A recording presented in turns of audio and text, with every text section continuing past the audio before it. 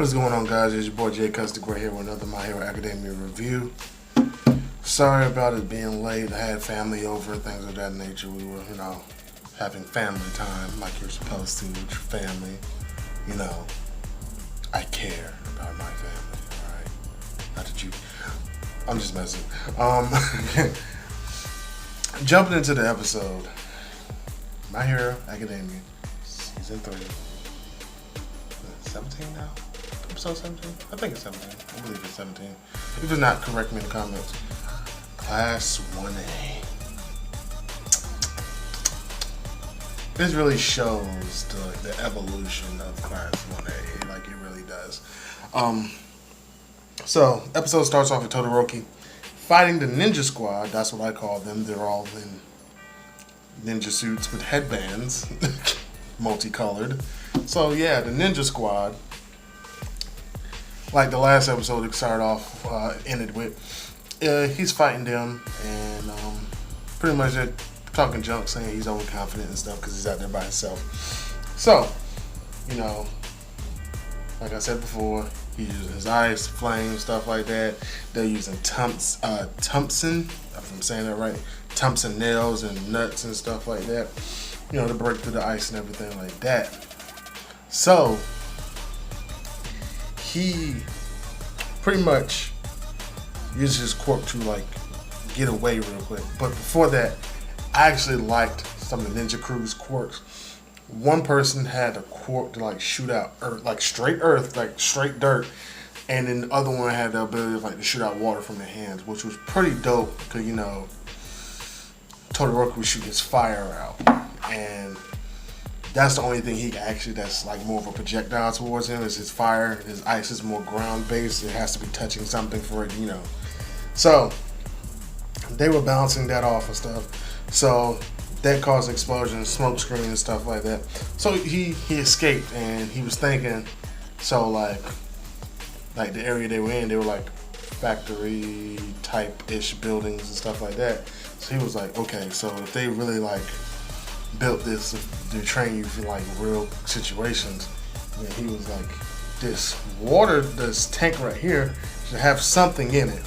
So what he did was real, I wouldn't say clever, but they do it in every anime or pretty much movie or stuff like that. So he set a post on fire, and then he ran and then made a frozen pillar to stab into this tank.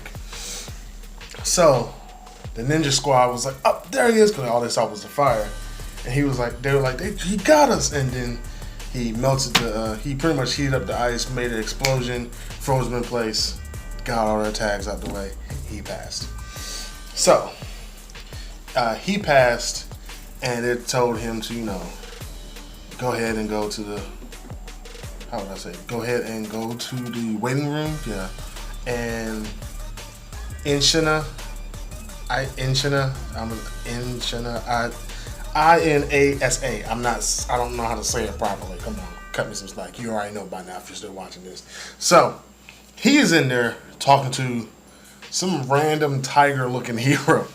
And he, see Todoroki sit down, and he, gives him this death glare. Like on some Goldberg, you're next type stuff. So, then he was like, he looked at him and he was like, okay, what was I talking about? And the guy was like, you're the only one talking. So, then it cuts to Momo. Shijiro? Shoji? No, it's Momo, Shoji, Froppy, Earphone Jack. They're in a group. And they're in a building. So, right before that though, there's this, it's out of place, but that's why it's funny to me. It's this chick in a nice uniform. They don't say what high school they're from or anything like that. But she was like, the 4 UA students are in the building, man. And they were like, oh, show me. And then she was like, that. And it's like a projector coming out of her eye. And I'm like, that's hilarious and useful at the same time. So, shows her UA. And she was like, sound, duplicate arms, frog, and then creation. So this girl takes a sip of her tea, then it's like I don't know how to describe it, like mathematical problems just started magically appearing around her and stuff, and she was like, okay, I have a plan. And I'm like, this is like left field for me, but I'm interested. So they get in and they hear over the announcements that, was it, I think it was like 60 people had passed, and the guy was telling them, you know, please hurry up because I'm tired. He's been on that same course for a long time. So they were really questioning, was like, okay, so, you know, if it's well over half the people necessary to pass have passed, wouldn't people start going after each other or their closest team rats and stuff? They're like, yeah, you know. So earphone jack hears 4 people in the building. I think she said above. Yeah, she did say above. So yeah, she tells them, and she was like, okay, you know, what else? And next thing you know, she's hit with like, boom, a radio just pops on with the loudest music, blows out like her hearing and stuff for a minute. Pretty much disorients her. So they're like, okay, so they're after us now. That's official. So like, as earphone jack is recovering, one of the chicks, pretty much it's a gang of chicks, pretty much. So one of them is outside just shooting the windows and everything like that, so they can't like see. But then, if I remember correctly, they were saying someone's coming up the elevator or like the other side of them. So earphone jack was like, you know what, I got this. She plugs her ear jack lobes or whatever you want to call them into her like amplifier gloves and whatnot. So Momo was like, wait, don't do it. No, don't do it. Next thing you know, before she can finish the name of her special move, like something comes through the window, damage her amplifiers on her hands, and damage one of her ears. So like, okay. Yeah. So then they were like, okay, they're definitely after us. So next you know, they're looking over, they're welding one door, like completely just welding it closed. Then on top of that, they're like, it's getting cold. They're like, yeah, it's getting cold. Why is it getting cold? Next you know, AC's on full blast in the roof. They look over, Froppy is actually going into hibernation because of the cold, because she's part frog. Then they seal off the windows. And then there was only one door they can only leave out of. Which, I'm not even gonna lie, if I was gonna ambush somebody and make them come to me on my terms, that would be the way to do it. So, come to find out, the girl that was sipping tea that came up with the plan, her quirk is called IQ. Her IQ was already 150, which is high. From, I don't know my IQ, I'm not gonna lie, I'm probably on the side, but you know. So her IQ is 150 already, but her quirk is for her IQ to jump after she sips tea, which I don't understand, but hey, it's anime. So that pretty much boosts her from genius to super genius like that. So she came up with the plan that everything actually revolved around Momo and her creation quirk. So, you know, she was like, yeah, Momo's gonna use her quirk, you know, free, like pretty much cover up the AC and stuff. She's gonna be vulnerable, everybody's gonna be weak, we're gonna just go in and get our points and pass. So like Momo realized this because like she was gonna use something to actually make the quirk cover up the AC. Then like it dawned on her, she was like, what would Midoriya do? What would Todoroki do? What would Ida do? And you know, it dawned on her, she was like, this all revolves around me for some odd reason. So she was like, I got an idea. Hold on for a few seconds, guys. It's not gonna take long, but just hold out a little bit longer. So she makes noise canceling headphones for all of them. They're like, what is going on? What are you doing? And like she knows, she was like, I've never made anything this big, but you know. And then like headphone jack was like, that's, and it cuts to that, and it cuts to the other side of the wall, and they're like, well, it's been like 10 minutes, you know, maybe they're all exhausted or something like you know, blaring sound blast comes through the wall, and like they do it for so long, it incapacitates like almost everyone on that side of the wall. So after that, Earphone Jack, Shoji and Froppy, well, Froppy's asleep at this time, but get through the door. And Momo's coming through the door. She gets through the door too, but all of a sudden she gets snatched back in by the IQ girl, and the door gets locked and closed. So, like, the IQ girl was like, that kind of surprised me a little bit, you creating a speaker with sound blast and da-da-da-da. She was like, but you're still too weak to defend yourself and everything like that. So, Momo, it was sly, because she grabbed the girl's wrist and then instantly made cuffs and wrapped the cuffs around her. Then everyone busted back in and saved her, and they all passed. Then darn it, man, I just lost it. Then it cuts to, got it back, Bakugo, Kirishima, and I can't remember his name, but the electric dude, the one that gets dumb when he uses his power. So they're climbing up a ladder, talking and everything like that.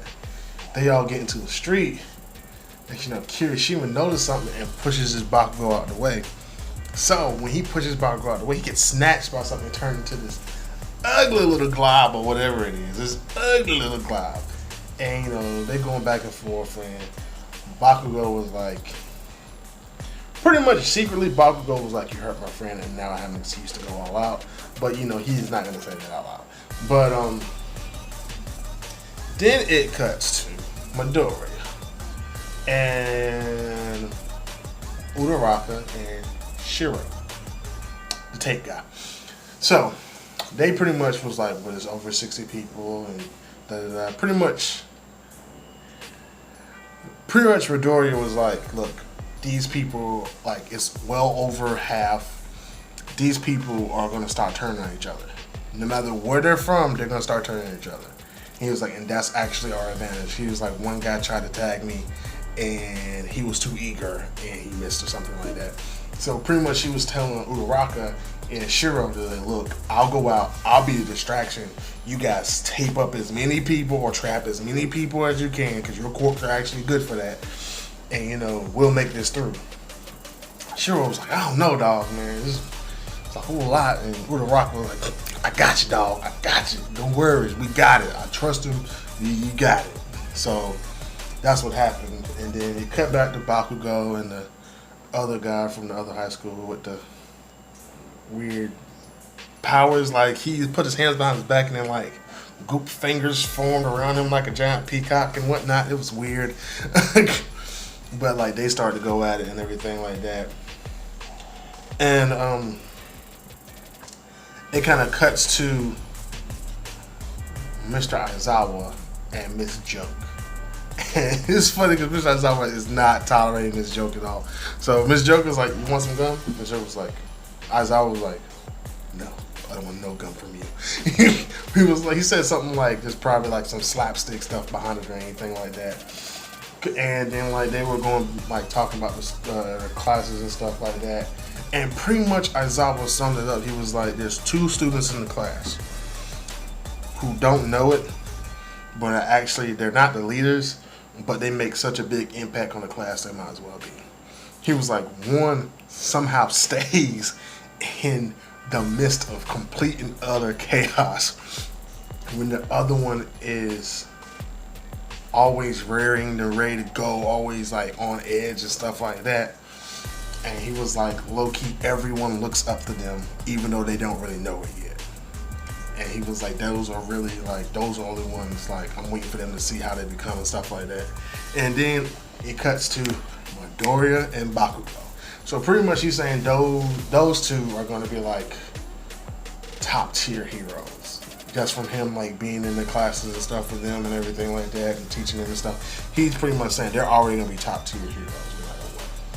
So yeah, that was the episode. A little long-winded. I'll say that. I'm trying to cut these short videos down a little bit, but I like detail. I can talk a lot. So, with that being said, guys, you know where to find me. YouTube, J Cuts the Great. Facebook. I also linked my Instagram to my YouTube. So if you go to my Instagram, J Cuts the Great as well, you actually see like me mostly, me, my wife, my friends and stuff like that, what I normally do. And then like you can also go over to my YouTube that way if you follow me and everything like that. Leave a comment, man. I don't get a lot of comments. Leave some comments. Talk junk to me, man. Come on now. I'm a person. I can take it. You know, I'm good with it. Don't bother me none. But like I said, this is the end of the video, so stay true. Stay savage.